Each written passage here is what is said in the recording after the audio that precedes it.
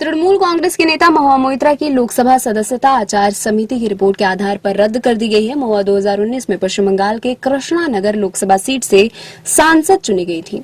लोगों के मन में यह सवाल भी कौंध रहा है कि क्या वे फिर से लोकसभा चुनाव लड़ पाएंगी। चूंकि महुआ का मामला राहुल गांधी से अलग है, इसलिए अगला चुनाव लड़ने में उन्हें कोई दिक्कत नहीं होगी।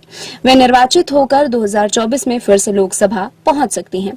दरअसल लोकसभा की आचार समिति ने पैसे लेकर सवाल पूछने के मामले में महुआ मोइत्रा की सदन की सदस्यता से निष्कासित करने की सिफारिश की थी।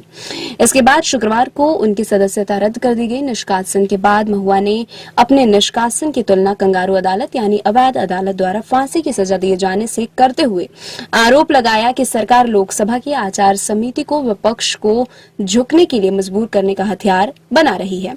महुआ ने कहा कि उन्हें उस आचार संहिता के उल्लंघन का दोषी पाया गया है जो अस्तित्व में नहीं है और उन्हें नकदी या उपहार दिए जाने का कोई सबूत नहीं है।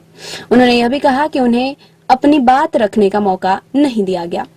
क्या विकल्प है महुआ के पास? महुआ के पास पहला और बड़ा विकल्प है कि वे इस फैसले को सुप्रीम कोर्ट में चुनौती दे सकती हैं। यदि वहां उनके पक्ष में फैसला आता है तो उनकी सदस्यता बहाल हो सकती है। हालांकि चुनाव में 6 माह से भी कम समय बचा है, इसलिए वे इस विकल्प पर शायद ही जाएं।